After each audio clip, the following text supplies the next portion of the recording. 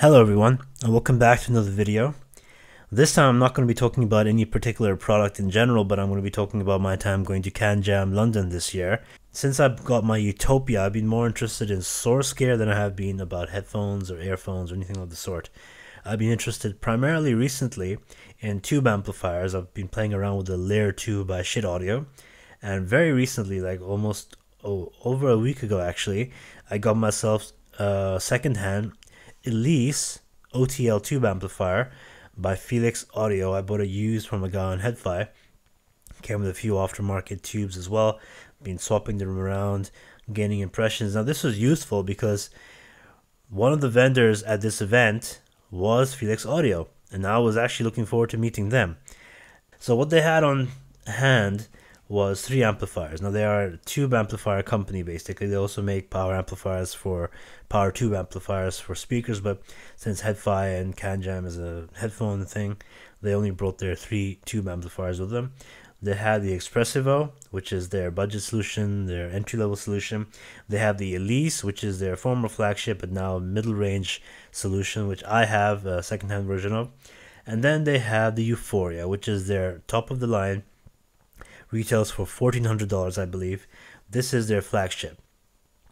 Now, sitting down at their table, I looked at the flagship and I looked at the Elite, and I thought, these look very similar. These look about the same, except for the rings around the Euphoria, where you put the tubes. There's not much difference. I think the badge on top is a bit different, but that's about it. But the sound is very, very distinct of both of them. And the reason for this is, primarily the Elise is a more stereotypical tube-ish experience compared to the Euphoria. Now, the tube-ish experience, a lot of people like to say tubes usually sound warm and gooey. They give you that very special harmonic distortion that isn't so precise, isn't so neutral, but a lot of people like that sound. It sounds more analog, sounds more organic, sounds like an old, really nice record, that kind of thing.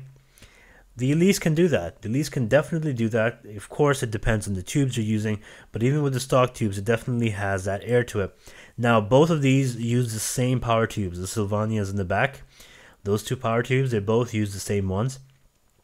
In the front, however, you have 2 different kinds of PS Vane, which is a Chinese manufacturer, PS Vane driver tubes.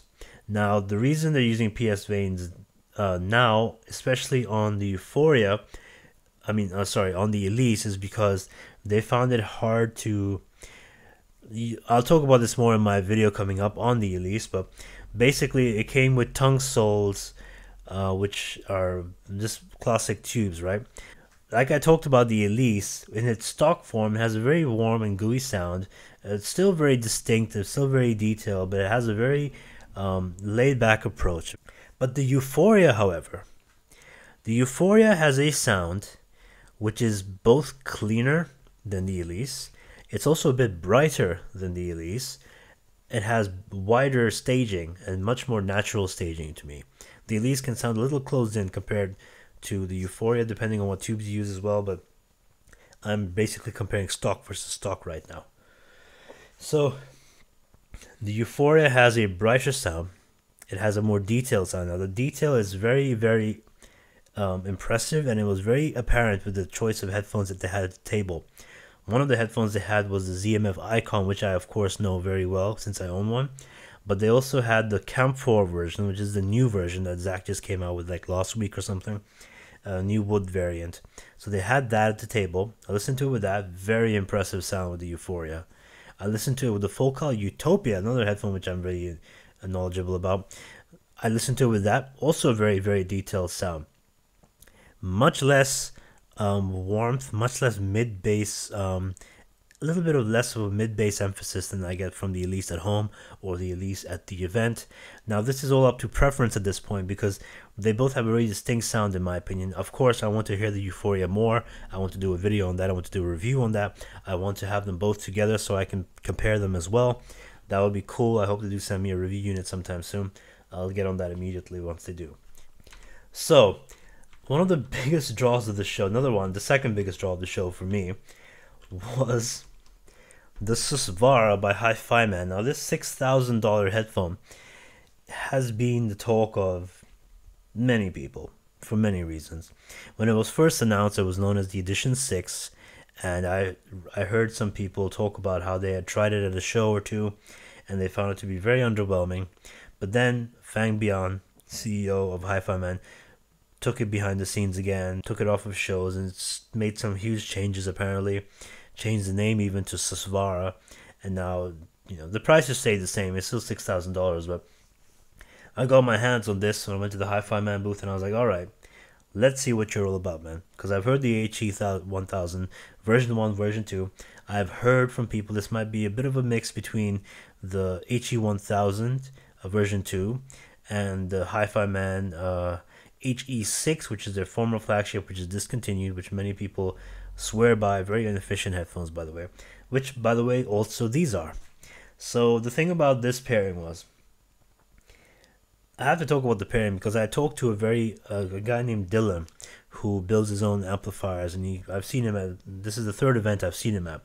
So he has two HE6s. He's a big fan of the HiFiMan sound, basically. He also has a Susvara for review. He's evaluating it these days. He likes it quite a bit. But he said to me that if you want it to sound good, you gotta do well by it by using the right amplifier. Now HiFiMan wasn't able to use the actual amplifier that they built this thing around. That surprised me. And I have to say, I think based on what Dylan told me, they gimped their own experience, because Susvara is inefficient, first of all, and it needs the right amp pairing to make it sound really good. This amplifier that they use, this black one over here, is their old amplifier, and it's not the right one. The reason they weren't able to use the new one, apparently, was because the DHL messed up their order and lost something in the mail regarding how to plug it in. So they weren't able to plug in the new amplifier, so they weren't able to provide that sound. So what did I hear when I put this on? I heard an experience that was, a little bit similar in the mid-range to the HE1000 version 2, but there was a lower treble peak that was so sibilant to my ears, so painful. First of all, I don't appreciate using that little HiFiMan digital audio player to select the songs. I didn't think that was a really good idea. But they had a Dave, and they had an interface on the computer and everything, but that was plugged into the Shangri-La on the side, so I didn't really touch that. But I did find some stuff I was familiar with. I guess it was a Kenny G song I was listening to. But imagine every time he opens his mouth to play his instrument, it hurts your ears, because that's how I felt. That is how I felt listening to the Susvara. It was a very strange experience. I listened to 2-3 songs with it. It was quite sibilant to me. It was not sibilant to me in a way that the HD800 was back when I had one, where sometimes it would sound too bright to me. It wasn't like that. It was more akin to the TH900 levels of sibilance, which really bothered me when I listened to it last year at CanJam. It was like a constant 10 of sibilance. This wasn't as bad as the TH900, but it was still at a level where I was uncomfortable. So I walked away from the booth feeling quite disappointed. I thought, I need more time with this, definitely. I need a better amp pairing, whatever. But this sounds so underwhelming. Not just for the price, but just underwhelming. Then I went to the head amp booth, and they had a Susvara of their own. Now, this thing was plugged into something called a GSX Mark II or something. I'm not sure, not familiar really. That amplifier, I'm not sure how much it powers planars of this inefficient level. I'm not sure how it's supposed to pair with the Susvara, but out of that, it was also very bright. And I couldn't hear it sound any better than it would sounded at the HiFiMan's own amplifier and own booth. But then when I came home, I heard from people that the GSX is also very bright. So I don't know, guys. I'm sorry, but to me, the HiFiMan Susvara sounds very sibilant and very underwhelming. I need to hear it again, definitely. I need to hear it from something that does it justice. But for now, it's underwhelming, and that's where I'm going to leave this experience. So the second biggest thing I was looking forward to underwhelmed me at CanJam. Then I made my way over to the Schiit audio booth, which is run by Mark Dolbear over at Electromod. Now Electromod has expanded to a few things now.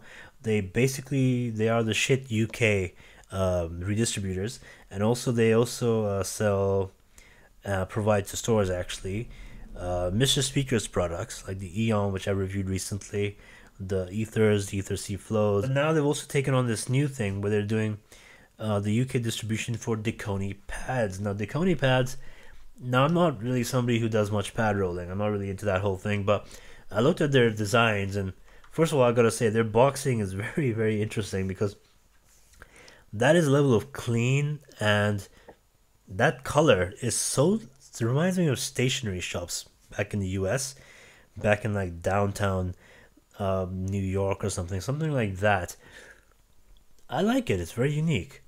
So their whole design philosophy is that this guy he makes basically he makes AirPads. So the AirPads he provides for like aftermarket padding for different headphones. You have stuff for the Fostex biodynamic headphones. You have a round pad for the AKG series, which they had one. They had a Quincy Jones Q701 at the table. They had round sheepskin leather pads on that. They also make hybrid pads. So when I went over to the Schiit booth, I've already heard so much of like so many Schiit products. They had a Gungner over there, Gungner multibit that I plugged into a Mjolnir 2, which is pretty cool. But I went straight to the Yggdrasil and the Ragnarok pairing. So I took out my ZMF icon, I plugged it in, and my god, man, I love my Gumby, my Gungner multibit. I really love him. But compared to the Yggdrasil, just in terms of detail retrieval, the Yggdrasil is so much nicer. It really made details pop out of my headphones in a manner that I know that just can't be done from the level that I'm used to. It's interesting because it's a sparser, more lean sound than something like the Chord Dave, which is also very good at detail retrieval, but that has a more layered approach to things and a more relaxed and laid back approach to things. Maybe it's slightly warm too. Whereas the Yggdrasil is very cold, but it's very precise. Then I made my way over to the Focal booth. Now Focal had a dual booth with Questal this year. Now I didn't really. First of all, guys, so many of the booths at CanJam, anybody who had anything to do with sources, they had a Focal Utopia. Anything to do with sources or amps, they had a Focal Utopia. I think it's become like a standard now for reference, and it's become a recognizable sound. So that's why so many people went ahead and got one. Of course, since Questal is partnered with Focal at this event, they had a Utopia plugged into this thing. Now this is called the CMA 800p Golden, but it's also known as the Gold Stack I think. Yeah, I'm pretty sure. This thing is expensive. Picked up the Utopia, started listening to Tidal, started listening to Tingval Trio, which is a Nordic jazz group that I'm very familiar with. I use it as a test track. Their Beat album I use it as a test track. So listening to that, and I thought, well, the mid-range sounds nice, sounds a little dense, but the bass is a little strange. It's kind of elevated in the mid bass. Now I thought, do I really want that from a source when I'm listening to my Utopia? Something that's elevated in the mid bass. I know some people consider the Utopia to be a bit too lean in the mid bass, and they like more sub bass and all that. I personally don't. I want more clarity. I want more of a not transparent, but they want more of an open, natural sound. I don't really want more bass in my Utopia, so I didn't really prefer the Gold Stack for the Utopia. That's just my preference. Otherwise, I couldn't really see anything much that was wrong with it. It did seem okay. Yeah, the highs seemed a little rolled off too. It was a little too comfortable listening. The Utopia has a characteristic where it can really startle you sometimes with how dynamic it is and how forward the treble can be at times. I did not get that sense with the Gold Stack. This is something called a Kuo amp, and apparently it's going to retail for $999. And what you're seeing right now was just the chassis that was 3D printed for the purpose of demo. This is not going to be the final design. So when I sat down at this booth, I looked at this thing and I thought, okay, it's a DAC amp, I can tell. And what else? Let's see what the sound is like. So they also had a Utopia, like I said, Utopia is very popular. I plugged it in and listened, and I thought, wow, that is something. First of all, they say it has 1.5 watts of power, output and power. So I'm not sure what that means. They don't tell you what ohm that is. It could be 16, it could be 8. I have no idea. But it drove the Utopias very well, almost entirely, I think, pretty much entirely actually, to my knowledge. From what I can hear on the show floor.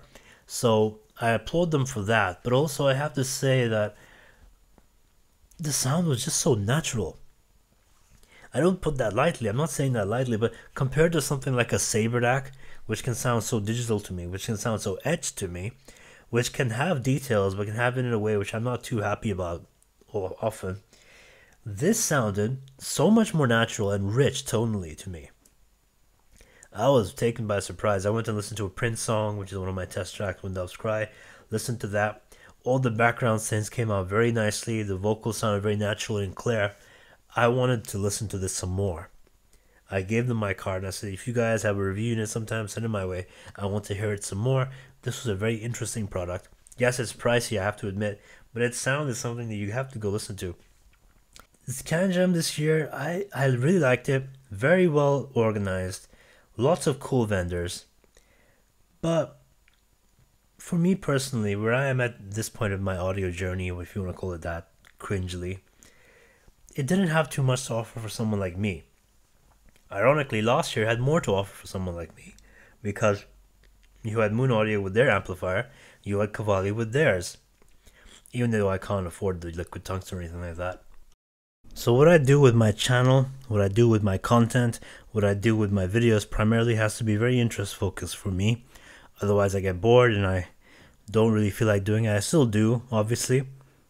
I want it to be good for you people. I want it to be informative.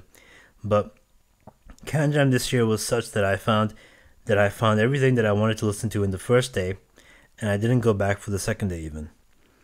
Last year, I camped out in the city, got a hotel room, went both days from the moment it opened to the moment it closed, and hung around a little bit afterwards too.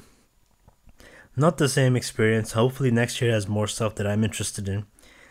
That has been my talk about CanJam this year and the 4 things that I looked into. So thank you for listening if you've made it this far, and I will see you next time with an actual video, with an actual review. Cheers.